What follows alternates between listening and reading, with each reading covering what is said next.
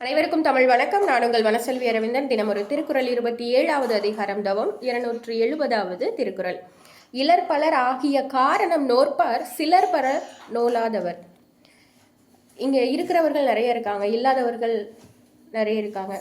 இருக்கிறவர்கள் குறைவாக இருக்கிறாங்க, இல்லாதவர்கள் நிறைய இருக்கிறாங்க. இப்படியான பாகுபாடுகள்லாம் இருக்குது. வள்ளுவர் சொல்லுகிறார், இலர் பலர், இல்லாதவங்க நிறைய பேர் இருக்கிறாங்க. ஏன் இந்த காரணம்? இலர் பலர் ஆகிய காரணம் நோற்பார் சிலர் பலர் நோலாதவர். முயற்சி செய்கிறவன்கிட்ட இருக்கு, அது செய்யாதவன்கிட்ட இல்லை அப்படின்ற மாதிரி வள்ளுவம் குறிப்பிடுகிறது. இது என்ன முயற்சி அப்படின்னா, இது ரொம்ப ஆழமான ஒரு நுண்ணிய, நமக்கு மேலோட்டமாக பார்த்தோம் அப்படின்னா எவ்வளோ உழைக்கிறாங்க, கஷ்டப்படுறாங்க, வேர்வை சிந்தி உழைக்கிறாங்க, ஆனால் அவங்கக்கிட்ட தங்குறதே இல்லையே, அவங்கக்கிட்ட இல்லையே அப்படின்னு தோணும். மேலோட்டமாக வேலை பார்க்குறவங்க கிட்ட சேர்ந்துட்டே இருக்குது. கடின உழைப்பு கொடுத்தாலும் அதுங்க ஒன்றும் பெருசாக ஒட்டுற மாதிரி தெரியல அப்படின்னு மேலான ஒரு பார்வை அப்படி நமக்கு தோணும். ஆனால் தவங்கிற ஒரு அதிகாரத்துக்கு கீழே இந்த குறள் இருக்கிறதால முயல்கிறவர் அப்படின்றது செயல் தானே.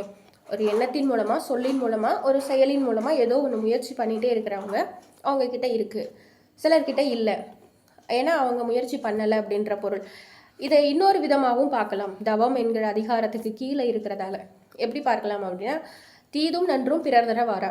ஒருத்தர்கிட்ட நிறைய இருக்குது அப்படின்னா அவங்க இன்னைக்கு போட்ட முயற்சியாக மட்டும் இருக்காது, அவங்க எப்போவோ போட்ட முயற்சியாக இருக்கும், அல்லது அவங்க அப்பா அம்மா போட்ட முயற்சியாக இருக்கும். அந்த முயற்சி எதுவாக வேணாலும் இருக்கும், அவங்கக்கிட்ட இருக்குங்கிற ஒரு காரணம் இருக்கிறதால நான்கிற அகங்காரமோ கர்வமோ வந்துட்டு அப்படின்னா அந்த இன்னைக்கு இருக்கிறது நாளைக்கு இல்லாமல் போகும், அந்த நிலை மாறக்கூடும்.